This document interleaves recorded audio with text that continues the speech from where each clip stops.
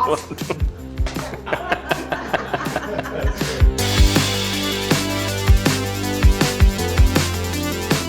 Justin Warner, this is John Lutz, and today we're going to eat what's left of the universe. Today we're here to talk about Earth X. I love it. I'm going to put these down. All right, cool. Thanks. So Earth X is kind of like this dystopian interpretation of the Marvel Universe. How do you feel about dystopian interpretations? I think that they are very timely and scary. Well, let's have a nice dystopian dinner, shall we? I'd love it. If we're going to eat this good in the end of the world, I think we're doing all right because we got those mushrooms there. I think I'm all good. We've also got these guys. Have you ever had them before? This is a sunchoke. Oh, yes, I have had those. I do not like them. Okay, great. Well, we're batting 1,000 here on Eat What's Left of the Universe. What I like about these is I think that the average person in a dystopian world would say, it's just a bone. Right. Right? But us, being smart scavengers, we know that that's kind of food. Starvers can't be choosers. These, maybe you know them from your childhood. Dandelion greens. Yeah, they're bitter. They are bitter, but I'm okay with that. I think because I'm getting old and my tongue is dying. Is that arugula? It's watercress. Oh, watercress. It looks like a weed. I don't think most people would stumble upon a patch of this and say, well, that looks like salad. Right. What about these good guys? I think they're sea beans. Have you ever tried them? I haven't. They're pretty amazing in that they're kind of like salt without having to go through the process of making salt. Whoa. Yeah, right? That's insane. That's nature. And then we've got the insects. These here are silkworm pupa. Here we have some black ants. Uh-huh. Then we have some wasps. Oh. And then lastly, we have some grasshoppers that we've de-legged because grasshopper legs are no fun to eat. Gotcha. So somehow we're gonna assemble this into something edible. Okay. Okay. Can I try one of these bugs without cooking it, or Yeah. is that a bad thing? Like, I want to try one of these. Yeah. Yeah. Oh my, they're falling apart as I pick it up. Right? No. Not bad, right? I'm gonna get to work on this stuff. In the meantime, why don't you talk to us about your relationship with the Marvel characters? I would say that I've always been a bit of a nerd. The first comic books I did ever get were the New Mutants. Oh yeah, I love them. They were all not the standard bigger comic book characters. Right, and the New Mutants especially, I feel like if you're in a transitionary phase and you're a teen, you know, you're dealing with a lot of the same issues that they're dealing with. Exactly. But here we are in dystopia dealing with this.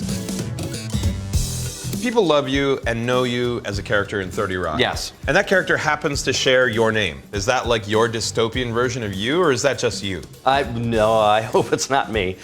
He did play a writer on a comedy show that was named Lutz, while I was a writer on a comedy show named Lutz. So it's pretty close.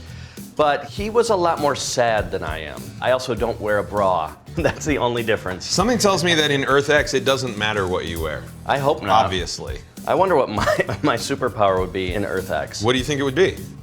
Bad breath? I kind of like that, actually.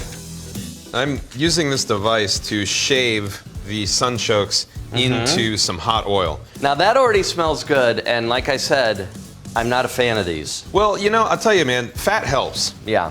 In all cases and in all things. That's what I always say. We're basically just gonna fry these up until they turn into chips. Great. Essentially, fry the life out of them. Was it grim? Was that grim? I was going for grim. You've done a lot of improv. Yes. Do you think your improvisational skills could save you, or at least help you, in the event of an Earth X dystopian future? Of course. I could distract people with my object work. Wait, what's that? Well, when you improvise, you don't have anything on set. Right. So you basically, you know, you're holding a cup like this, drink like that. So what I do is just like now, you're mesmerized. I am. And then I run away. Got it. Yeah. So look, these are starting to get bubbly. I love it. And we're starting to cook a lot of that moisture out of them, and that means that they're gonna be crispy. I'm gonna set these aside over here, let them continue to cook, and work on the rest of this. Great. So I'm gonna work on these mushrooms. Great. In the interim, why don't you show off some of your skills? Oh, you want me to make a improv soup? Yeah, will you? Sure. Oh, this is a great day. All right. Let me get some a carrot right here. All right. Very impressed. Yep. It is impressive. Let's see. You know what this is?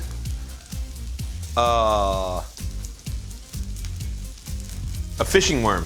No, it's chicken stock. Ah, chicken In a stock. can. I know you probably make your own. You did the little thing. Yeah, you probably make your own. So this is cheating. So I'm just getting like a little bit of caramelization and crispiness. Like, see that brownness we've got going on there? Me too. Yeah, you're doing great. Watch this. Watch this. Whoa, whoa. Yeah. There you go. There you go. Nah, you're better than it to me. No, I'm not. How could we tell? Exactly. Object work comedy. This is so great. This is what the internet wants. So look, we're journeying through this forest of ingredients right now. I'd like to know about what your journey from teenager who just learned how to drive and is reading New Mutants to where you are now.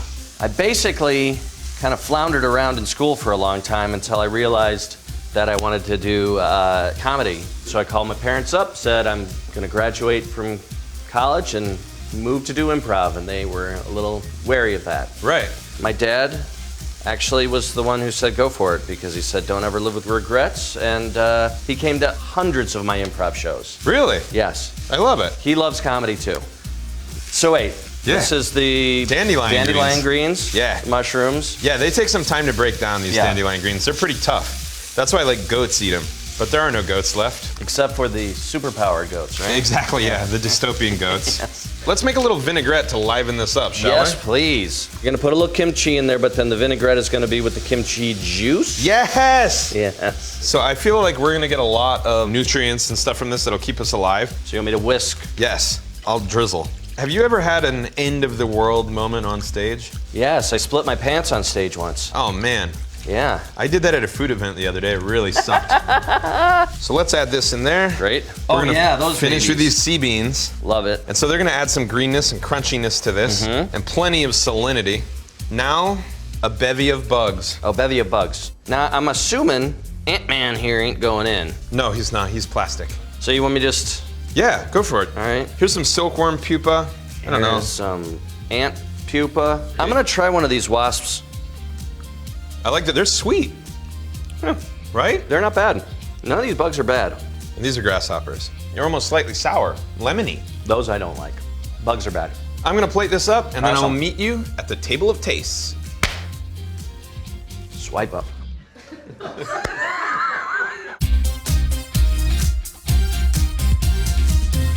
All right, we've survived this long. Let's taste it. Let's do it. Cheers. Right, cheers. Here's to it. It's really good. There's definitely a wasp and some ant and grasshopper in this one. Yes. So I'm gonna give that. I couldn't taste the grasshopper. You know, it's weird. I think that the sourness that we were experiencing in the grasshopper, which we found to be somewhat unpleasant, has now been masked and replaced by the far more palatable and familiar. I found it. Oh, it's there? It's there. I came in at the end. So what's it like writing for Seth Meyers? What are your people like? What's your team up like? Is it apocalyptic or is it perfectly normal? Everybody's really good at their job, and we all do different things. We all have our own superpowers. Got it. You know, like some people write the monologue jokes, some people write the sketch stuff, some people write the closer look.